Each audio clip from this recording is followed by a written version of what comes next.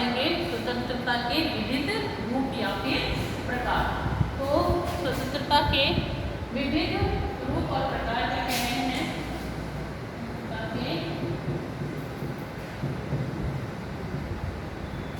विविध रूप भी कह सकते हैं हम उन्हें और प्रकार भी कह सकते हैं कि स्वतंत्रता कितने प्रकार की होती है। तो इसके अंतर्गत अगर हम बात करें तो हमारे पास कुल मिला के 10 प्रकार की स्वतंत्रताएं हम इसमें पढ़ेंगे। जिसमें सबसे पहला है प्राकृतिक स्वतंत्रता, दूसरी है निजी या फिर व्यक्तिगत स्वतंत्रता, तीसरी है नागरिक स्वतंत्रता, तीसरी है राजनीतिक स्वतंत्रता, पांचवी है आर्थिक स्वतंत्रता, फिर छठी है धार्मिक स्वतंत्रता, सातवीं है नैतिक स्वतंत्रता, आठवीं है सामाजिक स्वतंत्रता और नवीं है राष्ट्रीय स्वतंत्रता और 10वीं है संवैधानिक स्वतंत्रता। तो पहली जो स्वतंत्रता है वह है प्राकृतिक स्वतंत्रता। प्राकृतिक क्या होता है? प्राकृतिक स्वतंत्रता की अगर हम बात करें तो प्राकृतिक स्वतंत्रता के अंतर्गत क्या है? प्राकृतिक स्वतंत्रता के अंतर्गत प्रकृति द्वारा जो भी हमें प्रदान की गई हैं चीजें वह सभी क्या है? प्राकृतिक स्वतंत्रता है। जैसे जैसे सूर्य का प्रकाश आ रहा है, ये प्रकृति से प्राप्त हो रहा है। अब ऐसा तो नहीं है कि मेरे लिए सूर्य का प्रकाश है और आपके लिए सूर्य का प्रकाश नहीं है, या फिर आपके लिए है और मेरे लिए नहीं है। अगर हम बाहर खुली हवा में जाते हैं तो वह हवा लेने का अधिकार आपको भी है और मुझे भी है। तो ये सब क्या है? प्रकृति के द्वारा जो भी हमें मिल रहा है, सूर्य का प्रकाश है, रोशनी है, हवा है ना, संसाधन है, प्रकृति से जो प्राप्त संसाधन है, वो सभी को क्या मिल रहे हैं? समान रूप से मिल रहे हैं। प्रकृति इसके अंतर्गत किसी भी प्रकार का भेदभाव नहीं करती है कि वह अपने प्राकृतिक अधिकारों को देने में किसी प्रकार का कोई भेदभाव नहीं कर रही है। तो देखिए, मनुष्य को स्वतंत्रता का यह रूप मनुष्य या किसी मानवीय संस्था द्वारा प्राप्त नहीं हुआ है कि जो स्वतंत्रता का जो प्राकृतिक स्वतंत्रता है वह किसी संस्था ने नहीं दिया है कि किसी कोई संस्था है, कोई एक प्रकार की मनुष्य का कोई एक बहुत बड़ा सा समूह बना हुआ है, वह व्यक्ति को स्वतंत्रता दे रही है इस प्रकार की, ऐसा नहीं है। यह तो प्रकृति द्वारा मनुष्य को जन्म के साथ ही प्राप्त होती है। जब व्यक्ति जन्म लेता है उसके साथ ही व्यक्ति को यह प्राकृतिक स्वतंत्रता जो है वह प्राप्त होती है और यह उस व्यक्ति के व्यक्तित्व में नहीं होती है। जो व्यक्ति है उसकी पर्सनैलिटी में, व्यक्तित्व में यह गुण होता है कि वह प्रकृति से क्या क्या चीजें ग्रहण कर सकता है। व्यक्ति जो है वह स्वयं भी इसका हस्तांतरण नहीं कर सकता। अगर मैं चाहूँ कि सूरज का प्रकाश आपको मिले ही मिले तो क्या मैं जबरदस्ती आपको सूरज का प्रकाश दे सकती? नहीं। जब तक कि आप खुद बाहर नहीं जाएंगे आपको सूर्य का प्रकाश नहीं मिलेगा। तो हम इस प्रकार की जो प्राकृतिक स्वतंत्रता है इसका हम हस्तांतरण भी नहीं कर सकते। इसके अंतर्गत क्या होता है कि राज्य के अस्तित्व में आने से पहले भी यह प्राकृतिक स्वतंत्रता मौजूद थी। प्रकृति के अंदर, संसार के अंतर्गत प्राकृतिक स्वतंत्रता जब राज्य का निर्माण भी नहीं हुआ था उससे पहले ही इसका स्वरूप सामने आ चुका था। लेकिन कुछ लोगों का मानना है कि राज्य की स्थापना के साथ साथ स्वतंत्रताएं धीरे धीरे क्या हो जाती हैं? विलुप्त हो जाती है। और इसी को मानते हुए रूसो ने कहा कि मनुष्य स्वतंत्र जन्म लेता है, मनुष्य जो है वह स्वतंत्र जन्म लेता है, किंतु वह सर्वत्र यानी हमेशा बंधनों से जकड़ा रहता है। किसी न किसी बंधन से वह किसी न किसी कारण के रूप में उन बंधनों से वह जकड़ा रहता है। तो ये था प्राकृतिक स्वतंत्रता। क्या कहा है? प्राकृतिक स्वतंत्रता के अंतर्गत, प्राकृतिक स्वतंत्रता के अंतर्गत बात कही गई है कि व्यक्ति का जब जन्म हुआ, जब संपूर्ण संसार के अंदर राज्य का कोई अस्तित्व नहीं था, तब भी प्राकृतिक स्वतंत्रता हमारे देश के अंदर, इस संसार के अंतर्गत प्राप्त हुई भी थी। सभी को प्राकृतिक स्वतंत्रता दी गई थी, प्राप्त। दूसरी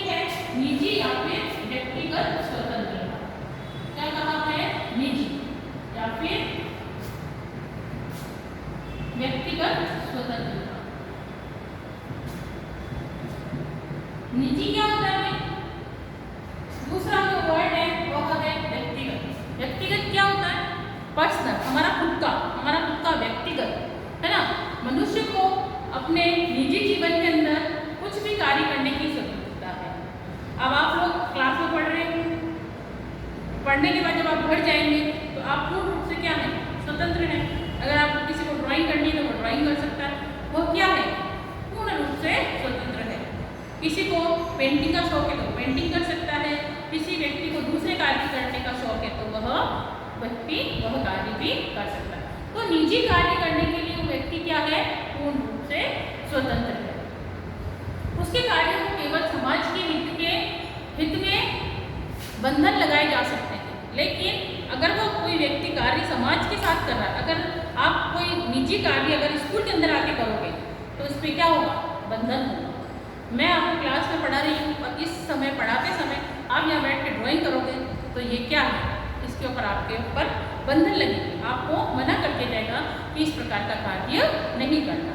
लेकिन जब आप घर जाके इस कार्य को करते हैं तो आप क्या है? पूर्ण रूप से इस कार्य को करने के लिए स्वतंत्र हैं। तो वो क्या कहलाती है? निजी या फिर व्यक्तिगत स्वतंत्रता।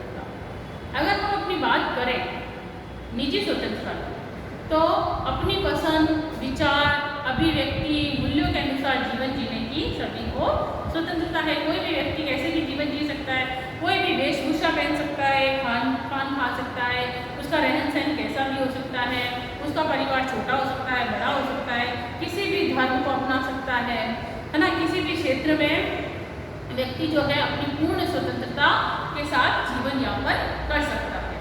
तो ये सब किसके अंतर्गत आता है? ये सब आता है निजी या फिर व्यक्तिगत स्वतंत्रता के अंतर्गत आता है। तीसरा जो पॉइंट है वह है नागरिक स्वतंत्रता। तीसरा पॉइंट क्या है? नागरिक स्वतंत्रता। नागरिक स्वतंत्रता क्या होता है?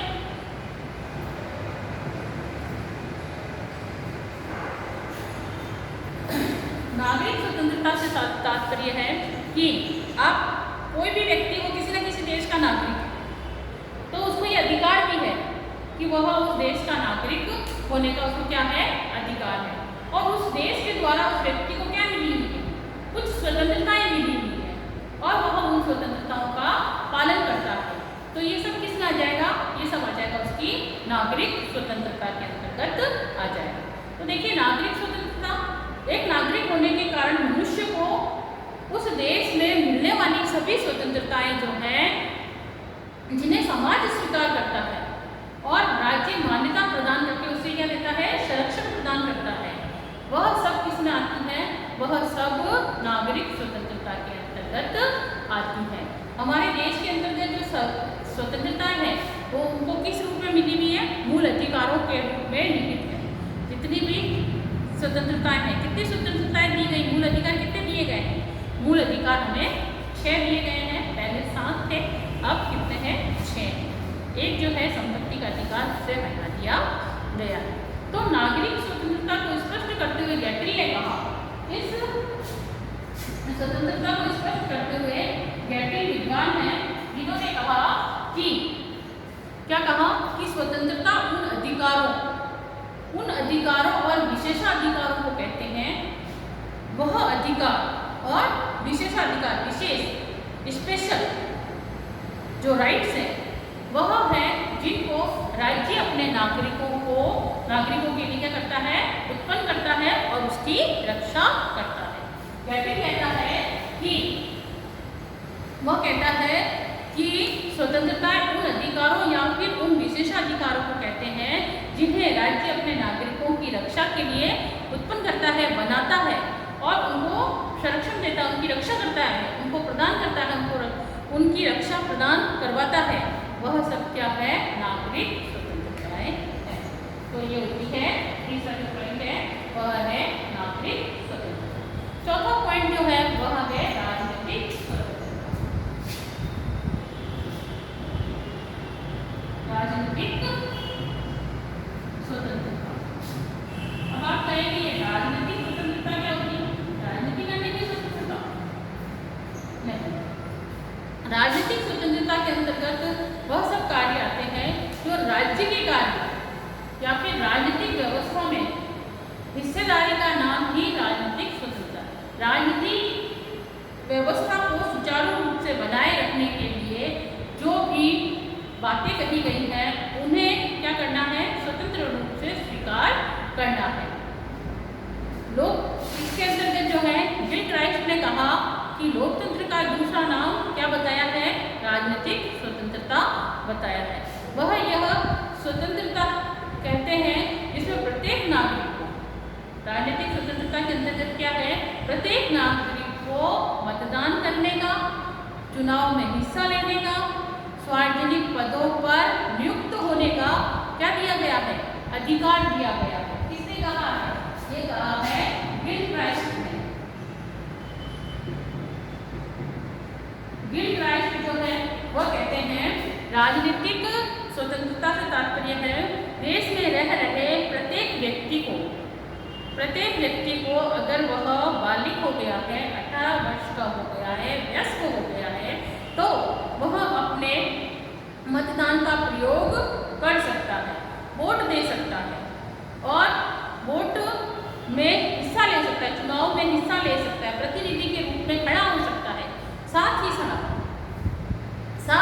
जितने भी सार्वजनिक पद हैं उनको कंपटीशन के द्वारा फाइट करके उस पर नियुक्ति प्राप्त कर सकता है। यह सब किसमें आएंगे, ये सब आपके राजनीतिक अधिकार के अंतर्गत आएंगे। पांचवा पॉइंट है हमारा आर्थिक स्वतंत्रता।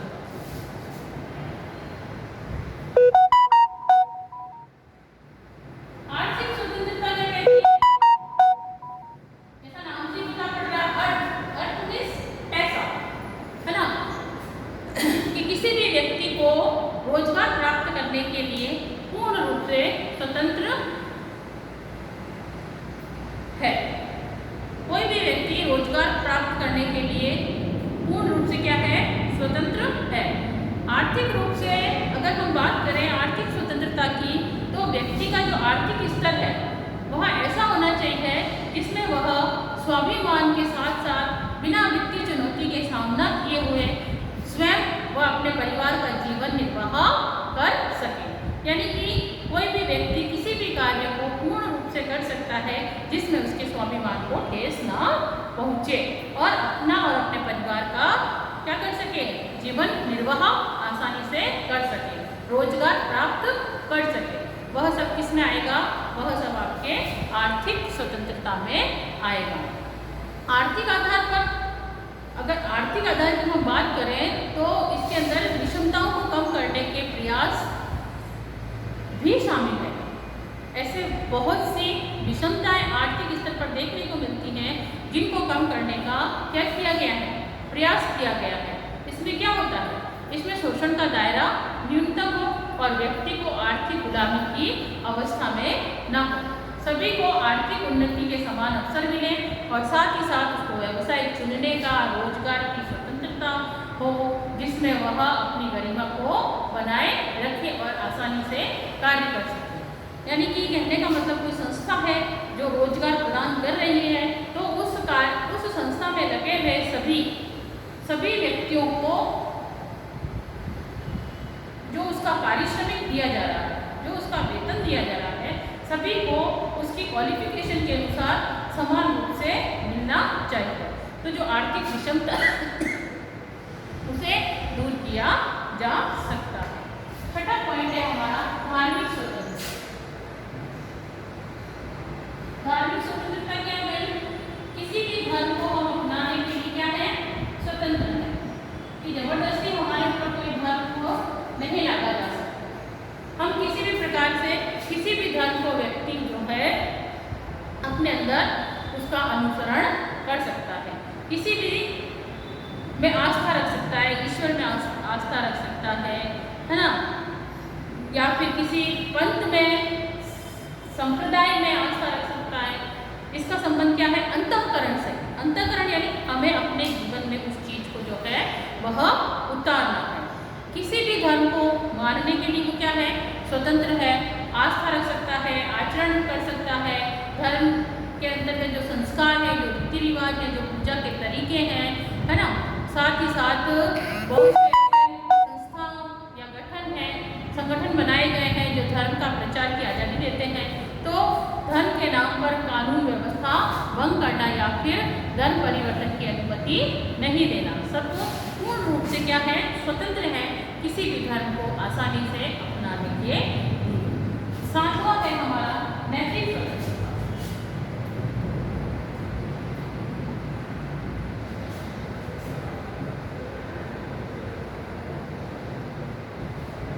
नैतिक स्वतंत्रता क्या होती है भाई? जिसमें व्यक्ति का चरित्र, नैतिकता और औचित्यपूर्ण व्यवस्था हो, वह क्या कहलाती है? नैतिक गुणों से जो प्रभावित होता है व्यक्ति, इसके अंतर्गत मोरल ड्यूटीज हो कि वह अपने जीवन को किस प्रकार से लागू करे, अपने जीवन में किन किन चीज़ों को उतारे। जैसे हमें क्रोध नहीं करना है, लालच नहीं करनी है ना, हमें ज़्यादा से ज़्यादा अच्छे काम करने हैं, लोगों से घृणा नहीं करनी है। इस प्रकार की जो गलत कार्य है उनको क्या करना है, उन सभी को छोड़ना है और अच्छे गुणों को अपने अंदर अनुसरण करना है। तो व्यक्ति का जो नैतिक गुण है, नैतिक गुण से प्रभावित होकर जब व्यक्ति कार्य करता है तो उसको क्या कहते हैं? नैतिक स्वतंत्रता कहते हैं। दूसरों के प्रति मन में क्या होनी चाहिए? दया होनी चाहिए, दया की भावना होनी चाहिए, करुणा की भावना होनी चाहिए, उसके अंदर सद्गुण होने चाहिए, सदाचार होना चाहिए। ये सब किस में आता है? नैतिकता के अंतर्गत आता है। 8वां पॉइंट है हमारा सामाजिक स्वतंत्रता।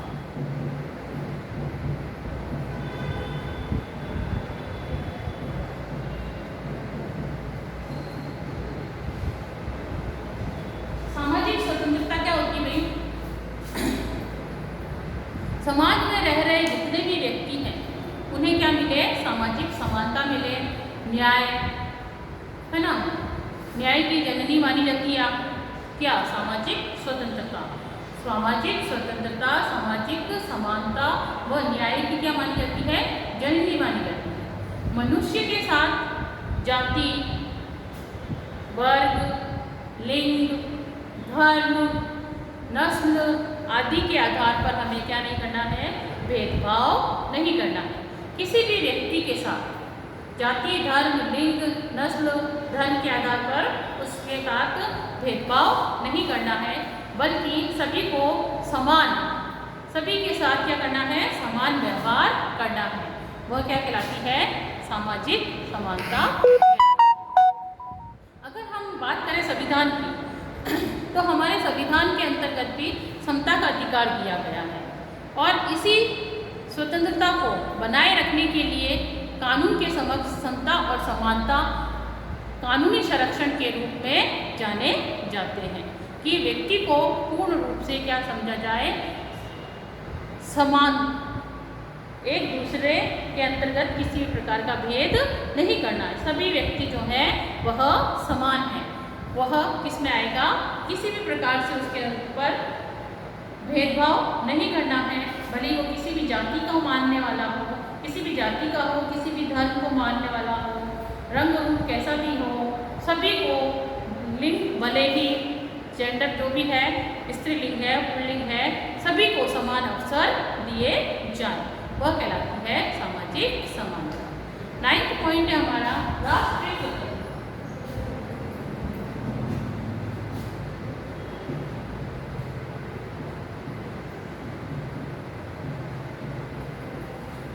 राष्ट्रीय स्वतंत्रता क्या कहती है भाई?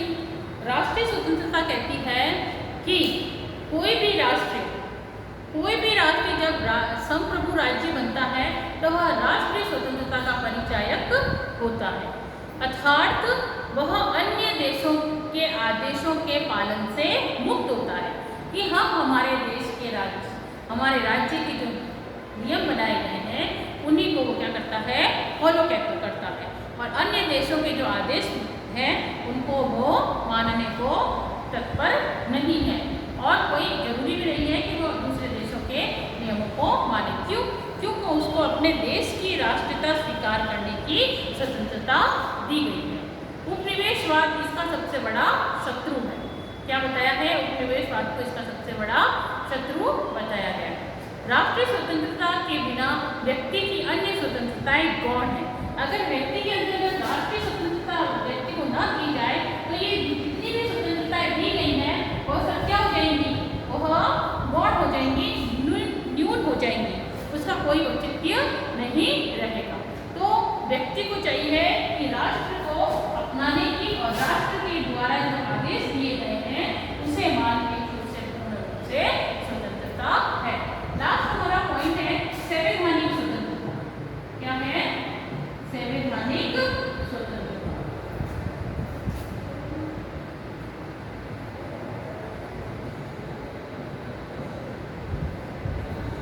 क्या कहती है संवैधानिक स्वतंत्रता? संवैधानिक स्वतंत्रता यानी भारत के नागरिक हैं जिन्हें संविधान द्वारा क्या प्रदान की गई है, बहुत से नागरिकों को संविधान द्वारा प्रदत्त क्या है, अधिकार है। बहुत से अधिकार दिए गए हैं संविधान के द्वारा जो नागरिकों को प्राप्त है। संविधान ऐसी स्वतंत्रताओं की रक्षा की गारंटी देता है जिसमें शासन भी इनमें कटौती नहीं कर सकता। ऐसी स्वतंत्रताएं दी गई हैं संविधान के द्वारा जिसमें अगर शासन चाहे तो भी इसके अंतर्गत कटौती नहीं कर सकता। भारतीय संविधान का जो अनुच्छेद 32 है वह क्या कहता है? वह कहता है नागरिकों को संवैधानिक उपचारों का अधिकार देता है। व्यक्ति संवैधानिक उपचारों का अधिकार देता है नागरिकों को। जो अनुच्छेद 32 है जिसे भीमराव अंबेडकर ने क्या कहा है? संविधान की आत्मा कहा है।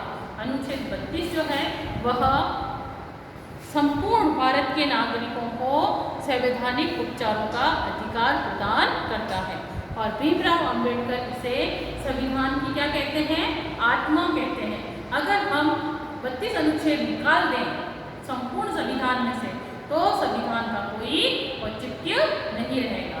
जिस प्रकार से मनुष्य जीवित है तो उसके अंदर हृदय जो है वह मेन है। अगर उसका हृदय ही पंपिंग नहीं करेगा तो क्या हो जाएगा? मनुष्य की मृत्यु हो जाएगी। उसी प्रकार से संवैधानिक उपचारों का जो अधिकार है वो संविधान की आत्मा माना गया। तो ये थे हमारे स्वतंत्रता के विविध रूप या फिर प्रकार। अगर हम बात करें संविधान की आवश्यक शर्तें कौन कौन सी होनी चाहिए, तो जिसके बिना संविधान जो स्वतंत्रता है वह क्या है? बेकार है। मानव स्वतंत्रता के अनुरक्षण के लिए कुछ स्वाभाविक परिस्थितियां समाज में आवश्यक हैं, समाज को दी गई हैं। उनके अभाव में अगर इन स्वतंत्रताओं को नहीं दिया जाएगा तो उसका जो स्वतंत्रता का जो अस्तित्व है वह क्या हो जाएगा? नष्ट हो जाएगा। तो इस प्रकार से व्यक्ति को कुछ आवश्यक शर्तें दी गई हैं जिसमें पहला है व्यक्ति की स्वतंत्रता के प्रति निरंतर जागरूकता। कि व्यक्ति को चाहिए कि वह अपनी स्वतंत्रता के प्रति निरंतर क्या रहे? जागरूक रहे। कि हमें जो स्वतंत्रताएं संविधान द्वारा जो प्राप्त हुई है वह उसका हम क्या करें? उपयोग समय समय पर करें। दूसरा है नागरिक को निडरता एवं साहस। नागरिक को चाहिए कि वो हमेशा कैसा रहे? निडर, किसी भी परिस्थिति में डरे नहीं और उसके अंदर साहस होना चाहिए हर परिस्थिति का सामना करने। तीसरा पॉइंट है समाज में लोकतांत्रिक भावनाओं का पनपना। हम देखते हैं समाज के अंतर्गत अलग अलग लोगों के अंतर्गत अलग अलग भावनाएं उत्पन्न होती हैं जो कि लोकतंत्र को क्या कर देती हैं? समाप्त करने में कई बार गलत तरफ बढ़ा देती है और कई बार अच्छी तरफ बढ़ाती है। तो लोकतांत्रिक भावनाओं को पनपना अच्छा भी असर डालती है और कभी कभी गलत असर भी डालती है। नेक्स्ट है स्वतंत्रताएं जो हैं वो लोकतांत्रिक शासन में ही पनप सकती हैं। जिस देश के अंतर्गत लोकतंत्र होगा, जहाँ की जनता स्वतंत्र होगी, वहीं पर स्वतंत्रताओं का सही प्रकार से उपयोग किया जा सकता है। नेक्स्ट है सभी नागरिकों को विशेष अधिकार नहीं हो। अब सभी नागरिकों को तो एक से अधिकार नहीं हो सकते, किसी को तो इसके अंतर्गत सभी नागरिकों को क्या दिए गए हैं? समान अधिकार दिए। विशेष अधिकार किसी को भी नहीं दिया गया। सभी को विशेष अधिकार न देकर समान अधिकारों की बात कही गई है। नेक्स्ट है आर्थिक दृष्टि से समतामूलक समाज का निर्माण करना। कि आर्थिक दृष्टि से अगर हम स्वतंत्रता के आर्थिक स्वतंत्रता को देखें तो इसके अंतर्गत हमें ऐसे समाज का निर्माण करना है जो आर्थिक दृष्टि से कैसा हो, समान हो, समतामूलक हो। तो यह थी इसकी आवश्यक शर्तें, जिसके अंतर्गत नेक्स्ट जो शर्त है वह है पक्षपात विहीन शासन का विधि का शासन करना। कि किसी भी प्रकार से किसी के अंतर्गत भी पक्षपात नहीं करना है। प्रेस की स्वतंत्रता दी गई है। व्यक्ति कुछ भी छापने के लिए स्वतंत्र है, लेकिन उससे पहले उसके सरकार से अनुमति लेनी है। निष्पक्ष जनमत यानी कि निष्पक्ष रूप से वो क्या कर सकता है, चुनाव में खड़ा हो सकता है, किसी को भी वोट दे सकता है। फिर नेक्स्ट है समाज में शांति और सुरक्षा का वातावरण बनाए रखना। नागरिकों को चाहिए कि अपनी स्वतंत्रताओं की जब बात करता है तो वो समाज में शांति और सुरक्षा का वातावरण हमेशा बनाए रखे, समाज में अशांति जैसा वातावरण न रखे। फिर है स्वतंत्र न्यायपालिका। कि इसके अंतर्गत आवश्यक है कि जो भी न्यायपालिका है वो कैसी होनी चाहिए, निष्पक्ष और स्वतंत्र होनी चाहिए। और लास्ट है संविधानवाद, यानी कि संविधान के अंतर्गत जो भी वार्तालाप करा गया है, जो भी बातें कही गई हैं, उसे पूर्ण रूप से स्वीकार किया जाए और मन से उसे लागू करना और उसे स्वीकार करना। तो ये थी कुछ स्वतंत्रता की आवश्यक शर्तें। नेक्स्ट इसके अंतर्गत कहा गया है स्वतंत्रता के मार्ग में बाधा उत्पन्न करती है। ऐसी बहुत सी बातें हैं जो स्वतंत्रता को आगे बढ़ने से रोकती है। तो इसके अंतर्गत देखिए भाई, स्वतंत्रता के मार्ग में बाधा उत्पन्न करने वाले स्वतंत्रता के मार्ग में बाधाएं। इस स्वतंत्रता के मार्ग में कुछ क्या है, प्रमुख बाधाएं हैं। इसके अंतर्गत सबसे पहली जो बाधा है, क्वेश्चन आता है भाई, बड़ा क्वेश्चन के रूप में आता है कि स्वतंत्रता के मार्ग में आने वाली प्रमुख बाधाओं को स्पष्ट कीजिए। 5 नंबर का क्वेश्चन आता है आरबीसी बोर्ड के अंतर्गत। इसके अंतर्गत सबसे पहली जो बाधा है वह है व्यक्ति के अंतर्गत स्वतंत्रता के प्रति जागरूकता का अभाव। कि व्यक्ति जानता ही नहीं है कि उसे किस प्रकार की स्वतंत्रताएं प्राप्त हुई है, वह उसके प्रति क्या है, जागरूकता का उसके अंदर अभाव पाया जाता है। दूसरा है अशिक्षा। अगर व्यक्ति शिक्षित नहीं होगा तो वह क्या करे, कुछ भी कर नहीं सकता, कुछ भी आगे बढ़ नहीं सकता, किसी भी कार्य को सोच समझने का उसके अंतर्गत इतना गुण विकसित नहीं होगा। और अगर वह शिक्षित होगा तो हर दृष्टिकोण से वह किसी भी विषय पर अपने विचार प्रस्तुत करने के लिए क्या है, स्वतंत्र होगा, अगर व्यक्ति शिक्षित होगा। तो इसके अंदर जो बाधा के रूप में जानी जा रही है वह है अशिक्षा। अशिक्षा जो है वह स्वतंत्रता के मार्ग में क्या है, बाधा के रूप में उत्पन्न होती है। तीसरा है गरीबी और संसाधनों का अभाव। व्यक्ति के अंतर्गत व्यक्ति अगर गरीब है, गरीबी भी एक प्रकार से बाधा ही है, और साथ ही साथ संसाधनों का अभाव है। उसे जो संसाधन चाहिए, जो भी सुविधाएं चाहिए, वह उसे सही समय पर नहीं मिल पा रही, जिससे उसकी स्वतंत्रता क्या हो रही है, बाधक हो रही है। चौथा पॉइंट है न्यायपालिका के कार्यों में कार्यपालिका का हस्तक्षेप। तो इसके अंतर्गत ये बाधा उत्पन्न करती है कि कार्यपालिका को चाहिए कि वह न्यायपालिका के किसी भी कार्य में किसी भी प्रकार से हस्तक्षेप न करे, न्यायपालिका को स्वतंत्र छोड़ दे अपने कार्य को करने के लिए। नेक्स्ट है संविधान व कानूनों के प्रति सम्मान का अभाव। बहुत ज़्यादा हमें कभी कभी देखने को मिलता है कि कानून के प्रति सम्मान नहीं है, कि कानून अगर बना दिया गया है तो हम उसको, कई लोग जो हैं मन से स्वीकार नहीं करते हैं, तो उसके अस्वीकार करने के कारण इसके अंदर क्या है, सम्मान का अभाव पाया जाता है। नेक्स्ट है अराजकता का वातावरण। हम कभी कभी देखते हैं कि किसी छोटी सी बात को लेकर समाज के अंतर्गत अराजकता फैल जाती है। अराजकता यानी लड़ाई झगड़ा, किसी भी बात को लेकर सोशल आजकल देखते हैं, जो सोशल मीडिया में हम देखते हैं कि छोटी सी बात को दूर दे दिया जाता है और बाहर आकर देखते हैं तो वहाँ पर दंगे भड़के हुए हो रहे होते हैं और वहाँ पर चारों तरफ कैसी अराजकता का वातावरण छा जाता है, लड़ाई झगड़े होने लगते हैं। नेक्स्ट है कार्यपालिका का स्वेच्छाचारी आचरण।